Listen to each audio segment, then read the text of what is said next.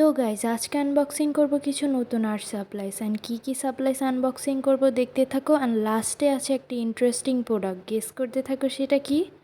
তো অনেক দিন আগে আমি আসলে কিছু আর্ট সাপ্লাইস অর্ডার করছিলাম অ্যান্ড ফাইনালি এগুলো এসে পড়ছে, তো আনবক্সিং করতেছি অ্যান্ড তোমরা তো দেখতেছো এখানে প্রায় অনেকগুলো জিনিসই আছে। তো ফার্স্টে আমি এগুলো বের করে নিতেছিলাম যেন একটু ভালোভাবে তোমাদের দেখাতে পারি। তো প্রথমেই আছে একটা বড় ক্যানভাস যেটা আমি পেন্টিংয়ের জন্য অর্ডার করছিলাম অ্যান্ড খুব সুন আমি এটা পেন্টিংও করব। অ্যান্ড তারপর ছিল দুটো মডেলিং ক্লে, একটা হলো মনমার্টের মডেলিং ক্লে আর আরেকটা হলো ডোজেন ক্লে ছিল। তারপর এইখানে আমি একটা ছোট জেসও অর্ডার করছিলাম অ্যান্ড সেটাও এইখানে ছিল। তারপর ছিল একটা ভার্নিশ, সেটা হলো অ্যাক্রিলিক মিডিয়াম ম্যাট ভার্নিশগুলা। অ্যান্ড তারপর দুইটা B7000-এর গ্লু ছিল যেগুলো ক্রাফটের জন্য আমি অর্ডার করছিলাম। তো তারপর ছিল একটা কাটার, তো আমি এটা অনলাইনে অনেকটা বড় দেখছিলাম, ভাবছিলাম এইটা মেবি একটু বড় হবে, বাট আনার পর দেখি এটা অনেকটাই পাতলা টাইপের। তো এটা দিয়ে বোর্ড কাট করে দেখতেছিলাম, তো এটা দিয়ে আসলে কোনোভাবেই ভালোভাবে বোর্ড কাটা যাইতেছিল না। তারপর একটা পেপার কাট করে দেখছি, পেপার মোটামুটি এটা দিয়ে ভালোই কাট হয়, বাট অতটাও ভালোভাবে হয় না। তো তারপর ছিল একটা ওয়াশি টেপ, এখানে প্রায় 12 পিস ওয়াশি টেপ ছিল অ্যান্ড এইখানে প্রায় সব সাইজেরই ওয়াশি টেপ ছিল, চিকন অ্যান্ড বড় টাইপের সব ধরনের ওয়াশি টেপে দিছিল।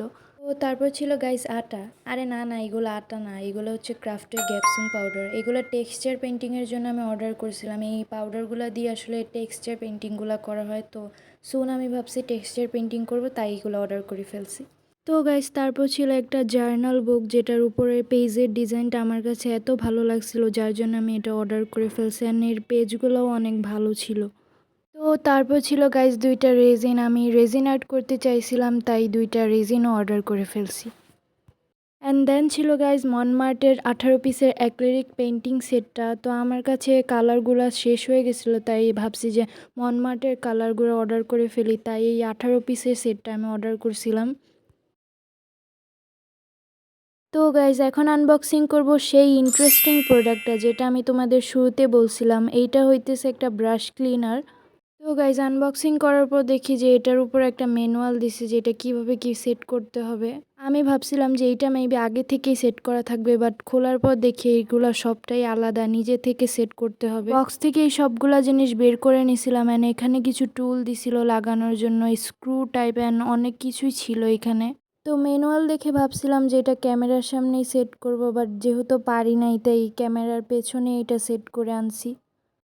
তো গাইজ এই জিনিসটা কিছুটা এমন দেখতে, তো এটার পটটা যে আছে ওইখানে পানি ভরবা, দেন ব্রাশটা ফুললি এভাবে ক্লিন করার পর ওই বাটনটাতে প্রেস করলে আবার নতুনভাবে পানি রিফিল হবে, তো আবার এখান থেকে ক্লিন করতে পারবা। তো এখন হয়তো ভাবতেছো যে এই ময়লা পানিটা কিভাবে ফেলবে, এটা আসলে এই বক্সটার ভিতরেই জমা হবে, দেন বেশি কিছু করতে হবে না, এই পানিটা জাস্ট তোমরা ফেলে দিয়ে আসবা, তারপর আবার নতুনভাবে পানি রিফিল করবা অ্যান্ড ক্লিন করবা। তো গাইজ আজকের ভিডিও ছিল এই পর্যন্তই। তোমাদের কাছে কোন প্রোডাক্টটা ভালো লাগছে কমেন্টে বইলো, তাইলে আমি এমন পারলে আরও নতুন আনবক্সিং ভিডিও নিয়ে আসবো। তো আজকে এই পর্যন্তই, দেখা হবে আবার কোনো নতুন ভিডিওতে। লাইক কমেন্ট শেয়ার করতে ভুলবা না।